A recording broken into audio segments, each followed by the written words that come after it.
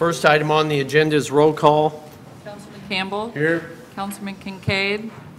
Councilman Copeland. Here. Councilman Myers. Councilman Lamar. Here. Councilman Large. Councilwoman Cruz. Present. Thank you.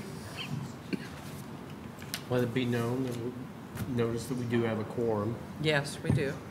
So next item on the agenda is approval of minutes. Make the motion, we approve the minutes. Second. Okay, we have a motion and a second. Any other discussion? All in favor say aye. Aye. All opposed, same sign. Motion carries. Next item on the agenda is a DLZ presentation for the parking study.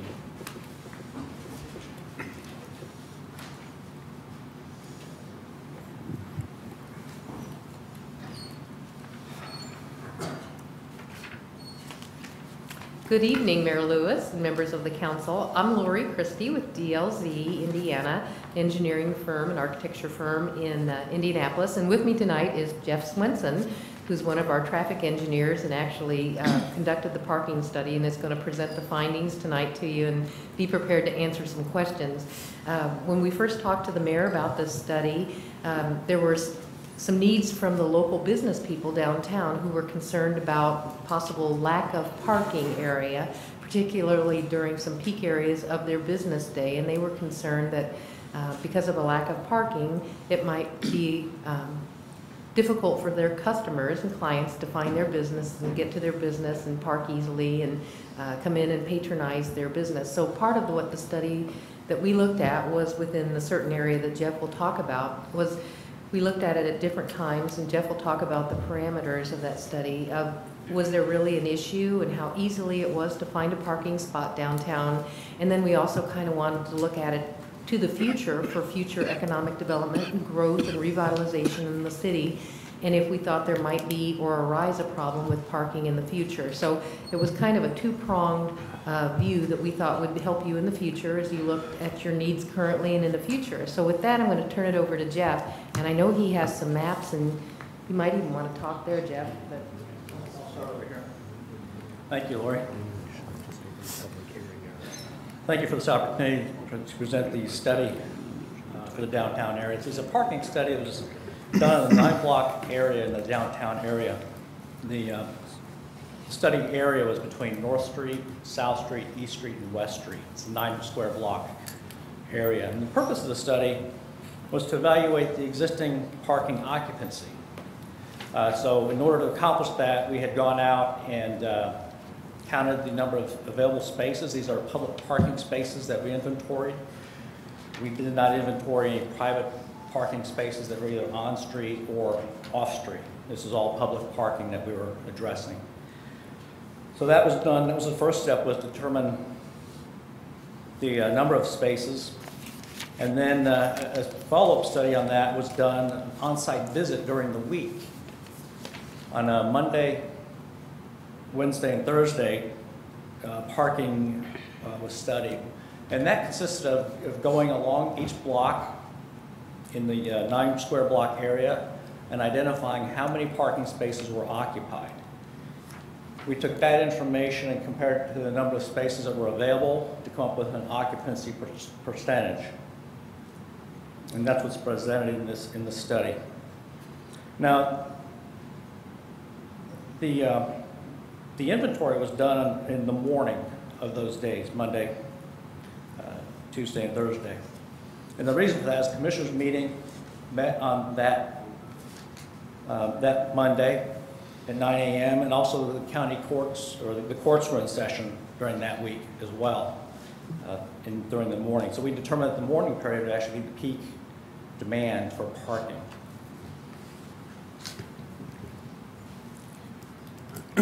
As can be seen in Exhibit 2 and up there, and also within your packet, was the study locations of where we collected that parking information and the number of spaces that were available. And Exhibit 3 shows those curbs that were, the counts were collected. There were 48 curb lines essentially within the parking area. The ones identified in red are no parking, so there was no inventory of parking spaces to be done there. And we also identified whether there were any restrictions to the parking, whether it was 2-hour parking or whether it was unrestricted parking.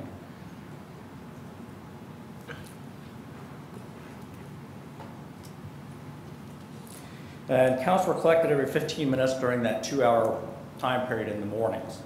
That gave us a good sampling of the parking demand.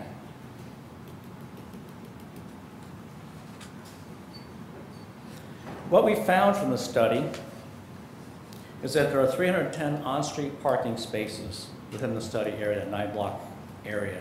And that includes 11 handicap spaces. Approximately half of those, or 113 of the 200, have restricted 2-hour parking from 8 a.m. to 4 p.m. And that restricted parking encourages people to turn over their parking spaces to someone else who might come along and use that. So that's roughly half of the spaces are 2-hour parking restricted. And what we found was for the 113 parking spaces around the courthouse within that 1-block area, around the courthouse on both sides of the street, is that the occupancy ranged from 44% to 91% on those days, with an average occupancy of 71%. For the entire study area, the parking occupancy ranged from 26 to 97%, with an average parking occupancy of 63%. With the average parking, there were 81 of 113 available spaces on average, giving us that 71%. Throughout the entire study, it was 197 of 310 available spaces were occupied for an occupancy of 63%. So based on these numbers, we concluded that there was sufficient occupancy within that 9-square-block area. The heavier parking areas were on the north and east sides of the courthouse, but those have 2-hour restrictions and encourages turnover of those who park there. So with that, I will take on any questions. Well, first of all, I mean, that doesn't mean that we've got open space, but that doesn't mean that people, I think a lot of times people want to park right in front of the store they're going into. That doesn't mean that that's going to be the case. Am I correct? That's exactly right. Yes, the perception is that there are no parking spaces. If they drive another block and walk a block to that store, there may be a space. So yes. And they'll walk that far at Walmart, but they won't walk that far downtown. Yeah. I don't understand. Yeah, everybody wants that space out in front of the store for convenience, which is understandable. So your recommendation is that we're fine the way we are, and even looking into the future, we'll be fine for quite a while. Yeah, based on the current demand, that's what it appears. We are fine for today's needs. Okay. And into the future, unless there's some large development, for example, that might occur in some location, and that might just be a local issue, not within that 9-block area. Okay. Okay. Right. Mayor, in the past, and I'm assuming this is still the case, but the parking permits for the courthouse and the county employees, is that still where they're required to park within the center? They should be parking on the ring? inside. I know we had talked about, I mean, that's been Yeah. back to Mayor Lastly, but Yeah. they were required only, or allowed, I guess, only to park within On the the center in- to alleviate, Right. Or open up as many spots as possible for the merchants. Right, and that's still the case. Right. I mean, I don't know if it's happening, but When I pass out the parking passes at the beginning of the year, I give them to each office at the courthouse, and that's the instructions that we pass along, that they are to stay on the inside of the courthouse for parking. And I know the commissioners have asked Karen Lastly to send out a message in the past that they need to She has. continue And to I know park she- on the yeah, I inside know as a she- reminder. Is that something, though, that is enforced by, I mean, I see that, I see them walking around about every other day. Right.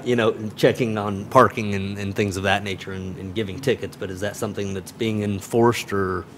I That's can't probably answer something- that, but Apparently it is being enforced. Okay. I did happen to notice that the officer would go around and mark tires in those areas, 2-hour parking areas, so it is being enforced, at least the day that we were out there, we saw. some enforcement for that. But if he's looking at, I don't know if he's looking at Right, permits, that's- you know, is he okay. just letting them park if they're on the outside and they have a permit? I don't know. Right. I can't answer. I mean, we'll have to find that out. Okay. If you could, And- that'd be great, because I do think that was, I mean, I do believe that helped the retail shops around. Oh, definitely, definitely. Okay. Any other comments, questions? Okay, thank you. Thank you. Thank you. Thanks. Okay, next item on the agenda is second reading of ordinance number 2015-17. Bob will read by title only, the ordinance, and then I'll open the public hearing. Yes, this is ordinance 2015-17. It passed unanimously at first reading at the last meeting.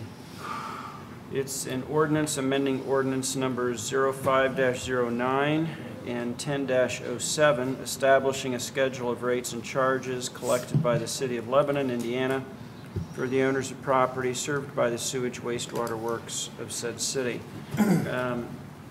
Mr. McCoskey did bring to my attention just before the meeting started that there was a typo on the ordinance as originally proposed.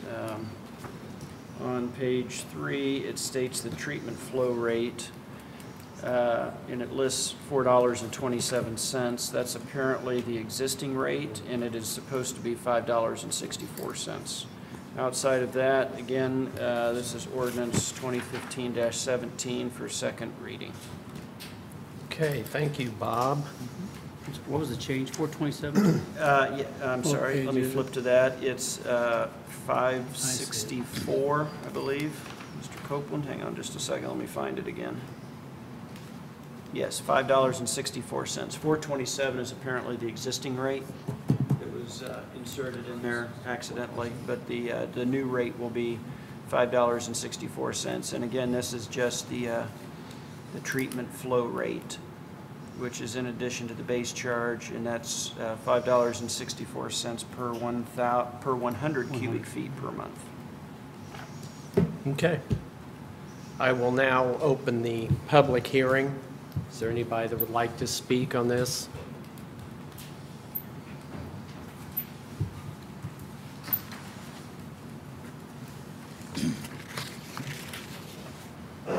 Good evening, my name is Aaron Smith. I live at 2625 Countryside Drive here in Lebanon.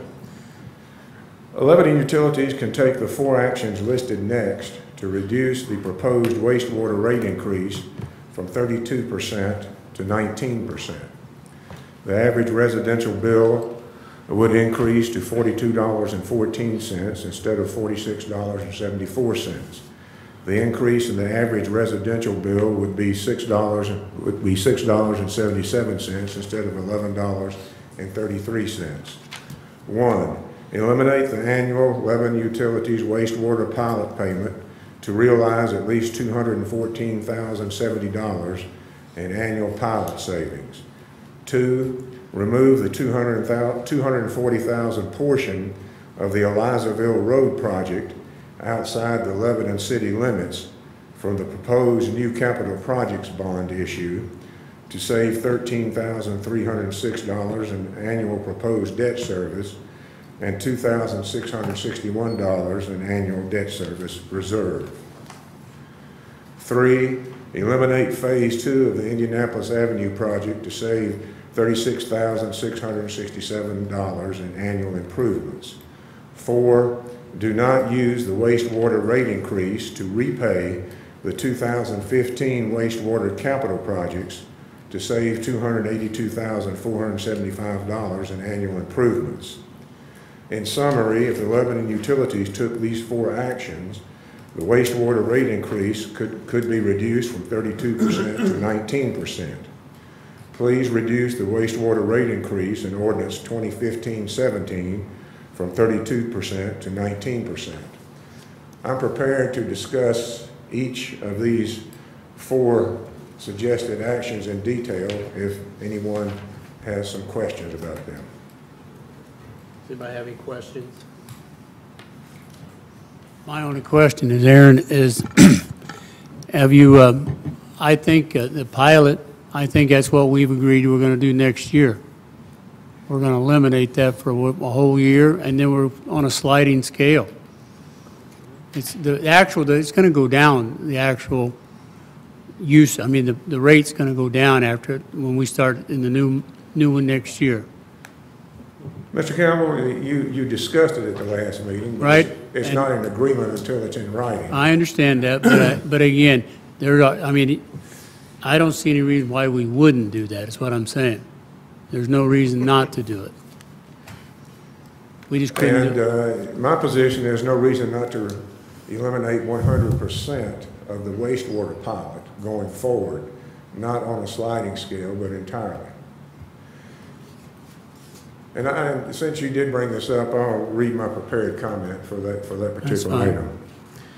The 2016 budget includes an unallocated amount of $500,000 in the rainy day fund, and $214,070 can be returned to Lebanon Utilities to replace the 2016 wastewater pilot payment while eliminating future wastewater pilot payments. So, to me, the conclusion that you couldn't eliminate pilot in 2016 because it was already included in the budget was an insufficient statement, because you can work around and find ways to repay the Lebanon Utilities for that pilot payment next year, and in essence not included in the rate increase at all. Any other comments? Okay, thank you, Mr. Smith. Anybody else like to speak on the matter? Hearing none, then I will close the public hearing. Okay. Yeah. Huh? Is, Jay, want to say anything?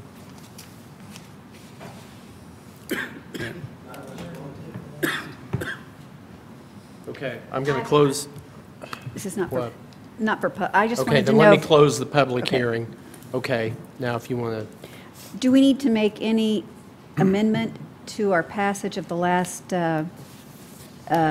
ordinance because of the change in rate? Yeah, since it was a typo, I don't think so. Okay. Because that's the existing rate now. I think, anybody that read the ordinance and understood realized that that was the existing rate as opposed to what the new rate was going to be, and it's a small portion of the overall ordinance. Okay, The vast majority of the, it relates to the EDU charges for the residential users, and the connection inspection fee and the reinspection fee and the monthly metering charges. That is the fee that goes on top of the everything else, the treatment flow rate. So, I just wanted to make sure we put that information out there so that, and that's why I wanted to mention it before you voted on it, and certainly before the public hearing portion of it. okay.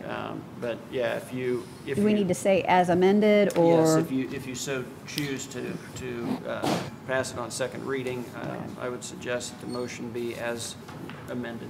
Okay. Mr. Clutter, do we have to have something in there where we talked about them coming back in May, or in March rather, each year? That's in there. Is it? I just didn't see it. It's in there. Is it in? Okay, I just didn't Yeah. see it. I read it many times, I just didn't see it. Yeah, in your minutes from the last meeting. Right, I knew it's in there. Yeah, reveal that there's a commitment on behalf of the stormwater. Right, of the stormwater, utilities, The yeah. Utility Service Board to come back each spring to review the health and status of each of the departments. And it's at that time, at the meeting in February or March, that I would suggest, when you revisit the issue of this particular rate increase vis-a-vis the pilot and some of the other issues that were discussed. Yeah, there's a separate ordinance floating around just that Yes. addresses that. Yeah, Mr. Jacob and I have been working on a separate ordinance. There's not the time requirements that this particular ordinance had, but it will address the fact that each spring, the service board and the utilities will come back with kind of a state of the utilities presentation to the council. Yeah, because that way, we shouldn't have to get any future council or anyone else should not be caught like we are right now because you're waiting 10 or 15 years for it to come along. Yeah, that's the whole point of adopting an ordinance like Right. that. And I hope Mr. Jacob and I will have that for you at your next meeting for the first Okay. reading. But, and I guess, Jay, in those questions, I'm sorry, and correct me if I'm wrong, but the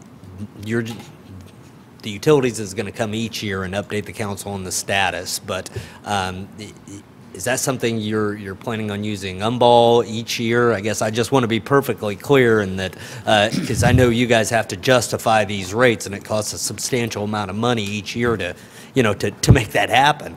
So I just want to be clear that exactly what's going to occur. Yeah, essentially, it will just be a financial review of the previous year's financials on each utility. And then based on that, we should be able to say we're a year, 2 years, whatever, from needing an increase. Okay. And then when we get to the point where we need to start doing the financial gymnastics relative to the rates and that sort of thing, then we get Scott involved, but not any sooner than what we need to. Okay, very Again, good. it's just so everybody kind of has on the horizon. Okay. 1 year, 2 years, that sort of thing. And I really, truly appreciate you guys coming to the council each year and Yeah. in the future and keeping this updated. I think that will help out future councils and utility boards.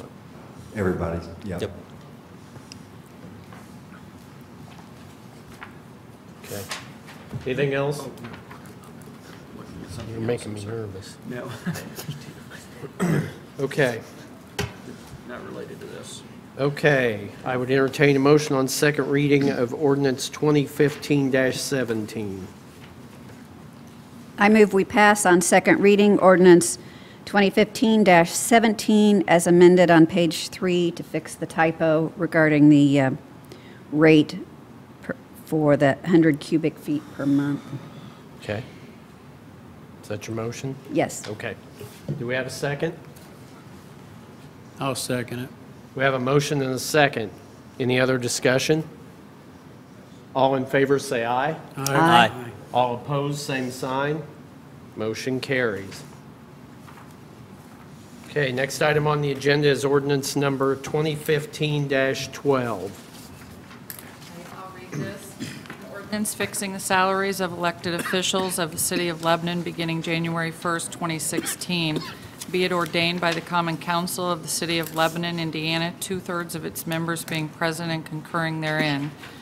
Maximum salaries of the following elected officials of the City of Lebanon beginning January 1st, 2016 are as follows. Mayor, $51,766. Clerk Treasurer, $53,687. Common Council, 7 members at $5,407. 50 cents a year for a total of $37,853. Section 3, in addition to funds paid by the civil city as set out in Section 2 above, the following elected and appointed officers to be paid from funds of municipal utilities are as follows. Mayor, $26,866. Clerk Treasurer, $14,912. Deputy Clerk Treasurer, $24,702. This ordinance shall take effect January 1st, 2016, adopted this 23rd day of November, 2015. Okay. I'd entertain a motion.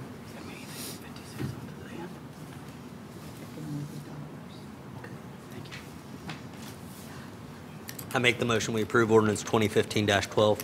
Okay, we have a motion. Do we have a second? Second. Okay, we have a motion and a second. Any other discussion? All in favor, say aye. Aye. All opposed, same sign. Motion carries. Do you, This one, we did first reading last time. We need to do the second reading. It didn't get on the agenda. Yes, we can. Okay. Or we can do it tonight, whichever. Okay, We we, need the rule suspended. no.